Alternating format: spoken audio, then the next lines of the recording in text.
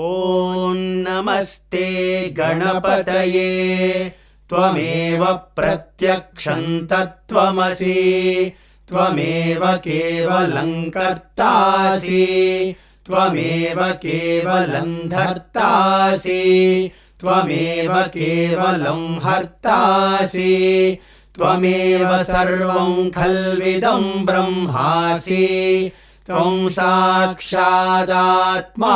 नित्यं ऋतं वच्मि सत्यं वच्मि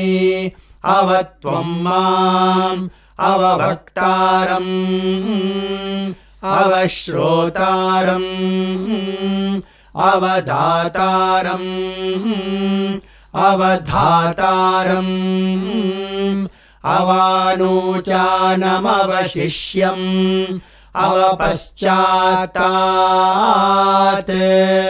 अवपुरस्तात् अवोत्तरात्तात् अवदक्षिणात्तात् अवचोर्ध्वातात् अवाद्धरातात् सर्वतो मां पाहि पाहि समन्तात् त्वं वाङ्मयस्त्वं चिन्मयः त्वमानन्दमयस्त्वं ब्रह्ममयः त्वं सच्चिदानन्दाद्वितीयोऽसि त्वं प्रत्यक्षं ब्रह्मासि त्वं ज्ञानमयो विज्ञानमयोऽसि सर्वं जगदिदं त्वत्तो जायते सर्वं जगदिदं त्वत्तस्तिष्ठति सर्वं जगदिदं त्वयि लयमेष्यति सर्वं जगदिदं त्वयि प्रत्येति त्वं भूमिरापो नलो निलो नभः त्वं चत्वारि वाक्पदानि त्वं गुणत्रयातीतः त्वं अवस्थात्रयातीतः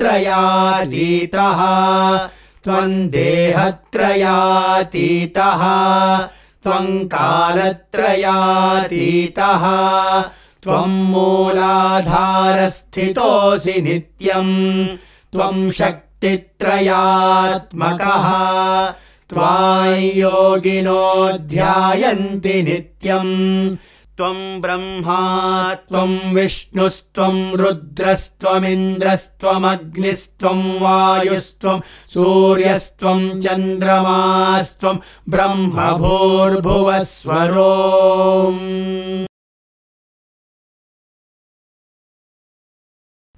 गणादिं पूर्वमुच्चार्य गणादिं पूर्वमुच्चार्य गणादिं पूर्वमुच्चार्य वर्णादीं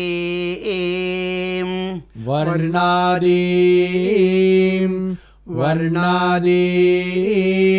तदनन्तरं वर्णादीं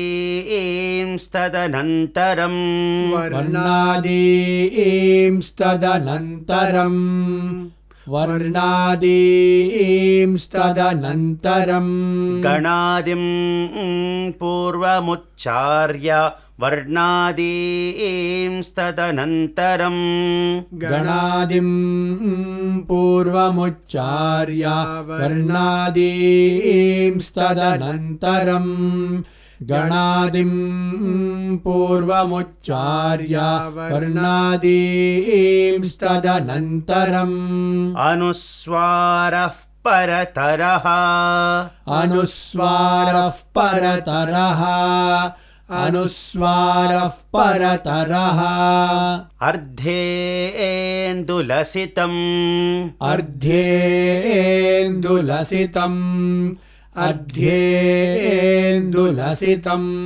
तारेण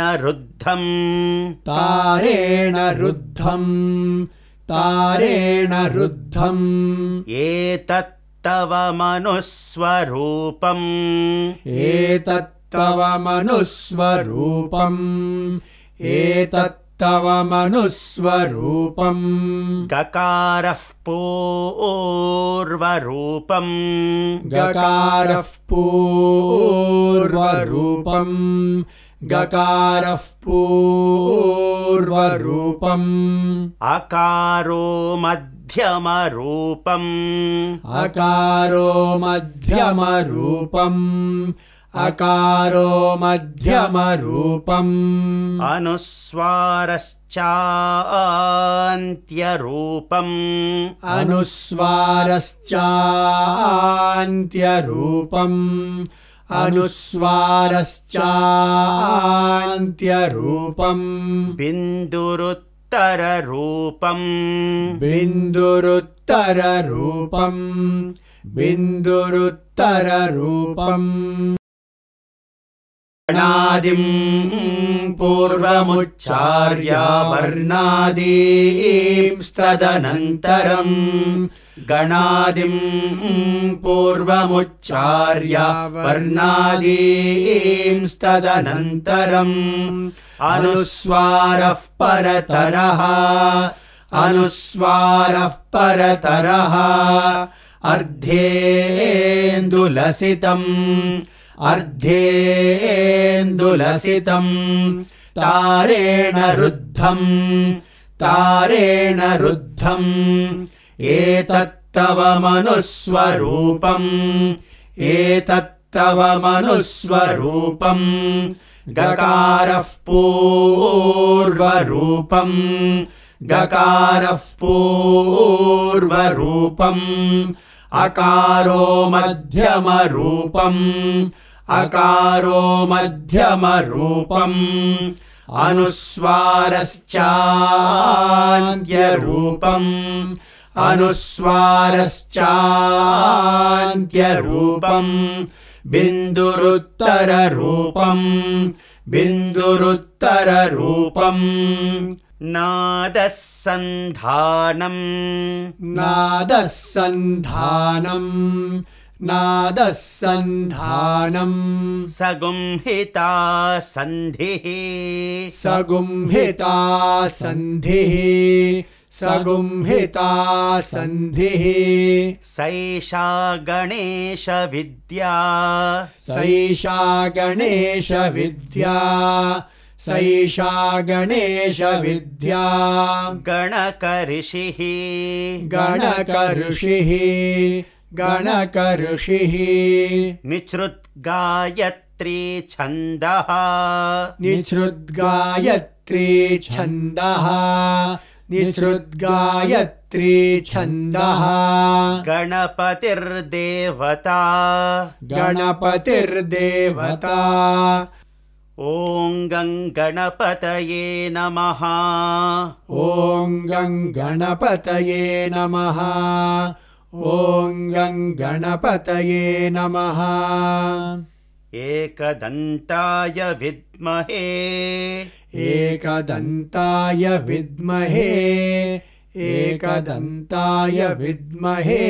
वक्रतुण्डाय धीमहि वक्रतुण्डाय धीमहि वक्रतुण्डाय धीमहि तन्नो दन्तिः प्रचोदयात् तन्नो दन्तिः प्रचोदयात् तन्नो दन्तिः प्रचोदयात् नादस्सन्धानम् नादस्सन्धानम् सगुंहिता सन्धिः सगुंहिता सन्धिः सैषा गणेशविद्या सैषा गणेशविद्या गणकऋषिः गणकऋषिः निच्छ्रुद्गायत्री छन्दः निच्छ्रुद्गायत्री छन्दः गणपतिर्देवता गणपतिर्देवता ॐ गणपतये नमः ॐ गणपतये नमः एकदन्ताय विद्महे वक्रतुण्डाय धीमहि एकदन्ताय विद्महे वक्रतुण्डाय धीमहि तन्नो दन्तिः प्रचोदयात् तन्नो दन्तिः प्रचोदयात् एकदन्तं चतुर्हस्तम् एकदन्तं चतुर्हस्तम् एकदन्तं चतुर्हस्तम् पाशमङ्कुशधारिणम् पाशमङ्कुशधारिणम् पाशमङ्कुशधारिणम् एकदन्तं चतुर्हस्तं पाशमङ्कुशधारिणम् एकदन्तं चतुर्हस्तं पाशमङ्कुशधारिणम् एकदन्तं चतुर्हस्तं पाशमङ्कुशधारिणम्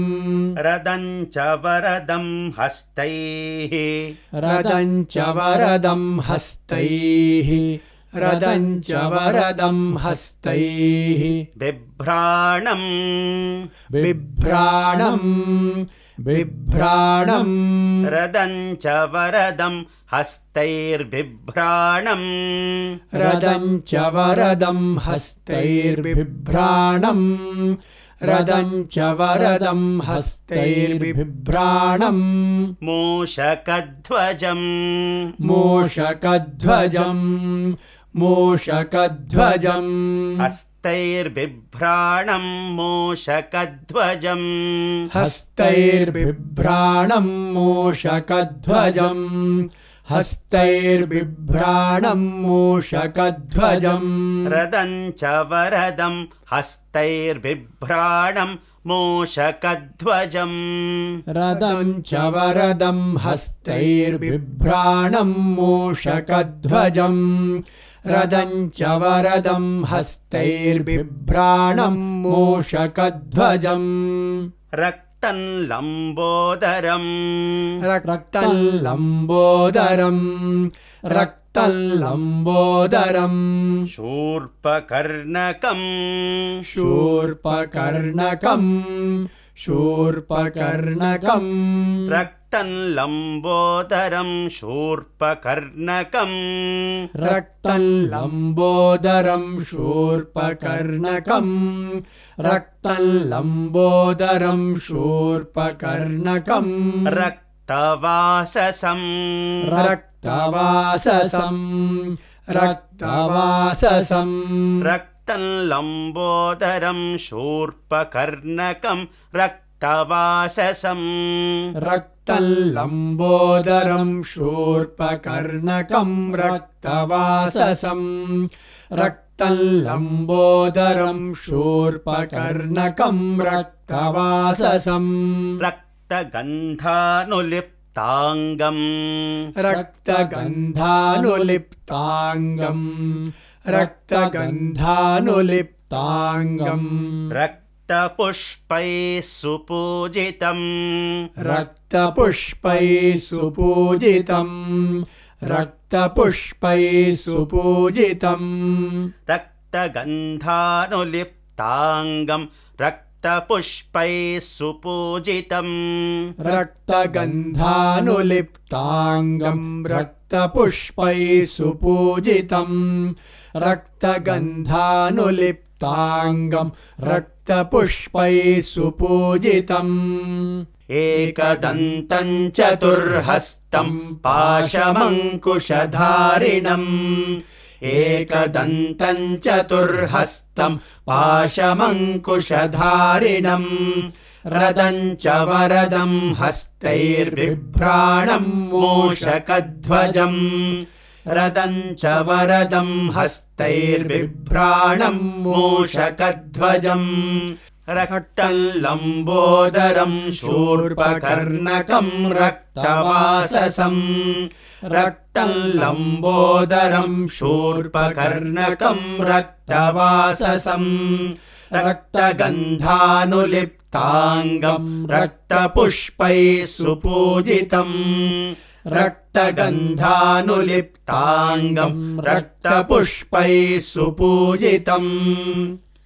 भक्त भक्तानुकम्पिनं देवं भक्तानुकम्पिनं देवं भक्तानुकम्पिनं देवं जगत्कारणमच्युतं जगत्कारणमच्युतं जगत्कारणमच्युतं भक्तानुकम्पिनं देवं जगत्कारणमच्युतं भक्तानुकम्पिनं देवं जगत्कारणमच्युतं भक्तानुकम्पिनं देवं जगत्कारणमच्युतम् आविर्भूतं च सृष्ट्यादौ आविर्भूतं च सृष्ट्यादौ आविर्भूतं च सृष्ट्यादौ प्रकृतेः पुरुषात् परं प्रकृतेः पुरुषात् परं प्रकृतेः पुरुषात् परम् आविर्भूतं च सृष्ट्यादौ प्रकृतेः पुरुषात् परम् आविर्भूतं च सृष्ट्यादौ प्रकृतेः पुरुषात् परम् आविर्भूतं च सृष्ट्यादौ प्रकृतेः पुरुषात् परम् एवं ध्यायति यो नित्यम् एवं ध्यायति यो नित्यम् एवं ध्यायति यो नित्यम् स योगी योगिनां वरः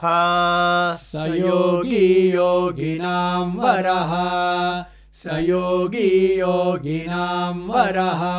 एवं ध्यायति यो नित्यं स योगी योगिनां वरः एवं ध्यायति यो नित्यं स योगी योगिनां वरः एवं ध्यायति यो नित्यं स योगी योगिनां वरः भक्तानुकम्पिनं देवं जगत्कारणमच्युतं भक्तानुकम्पिनं देवं जगत्कारणमच्युतम्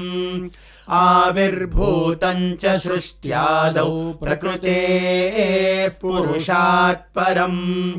आविर्भूतं च सृष्ट्यादौ प्रकृतेः पुरुषात् परम् एवं ध्यायति यो नित्यं स योगी योगिनां वरः एवं ध्यायति यो नित्यं स योगी योगिनां वरः नमो व्रातपतये नमो व्रातपतये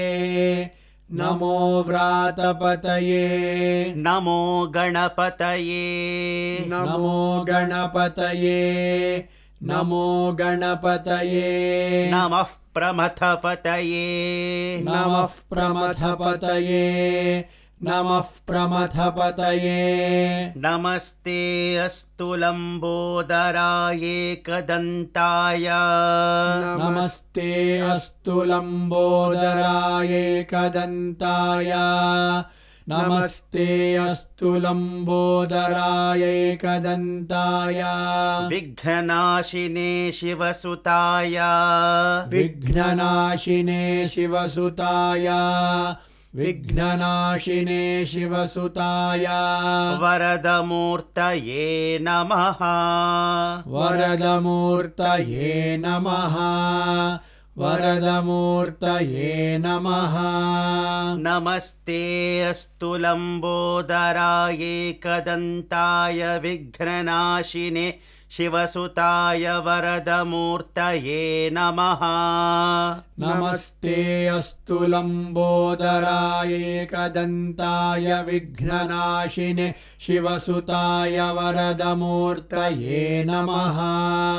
नमस्ते अस्तु लम्बोदराय एकदन्ताय विघ्ननाशिने शिवसुताय वरदमूर्तये नमः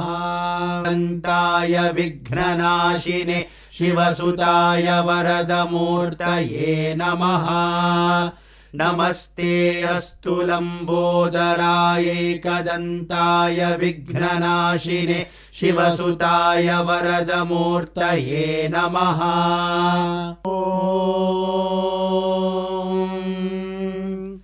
गणादिं पूर्वमुच्चार्य वर्णादींस्तदनन्तरम् अनुस्वारः परतरः अर्धेन्दुलसितम् तारेण रुद्धम् एतत्तव मनुस्वरूपम् गकारः पूर्वरूपम् अकारो मध्यमरूपम् अनुस्वारश्चान्त्यरूपम् बिन्दुरुत्तररूपम् नादः सन्धानम् सगुंहिता सन्धिः सैषा गणेश विद्या गणक ऋषिः निसृद्गायत्री छन्दः गणपतिर्देवता ॐ गणपतये नमः एकदन्ताय विद्महे वक्रतुण्डाय धीमहि तन्नो दन्तिः प्रचोदयात् एकदन्तम् चतुर्हस्तम् पाशमङ्कुशधारिणम् रदम् च वरदम् हस्तैर्बिभ्राणम् मूषकध्वजम् रक्तम् लम्बोदरम् शूर्पकर्णकम् रक्तवाससम् रक्तगन्धानुलिप्ताङ्गम् रक्तपुष्पैः सुपूजितम् भक्तानुकम्पिनम् देवम् जगत्कारणमच्युतम् आविर्भूतम् च सृष्ट्यादौ प्रकृतेः पुरुषात् परम् एवम् ध्यायति यो नित्यम् स योगी योगिनाम् वरः नमो व्रातपतये नमो गणपतये नमः प्रमथपतये नमस्ते अस्तु लम्बोदराय एकदन्ताय विघ्ननाशिने शिवसुताय वरदमूर्तये नमः।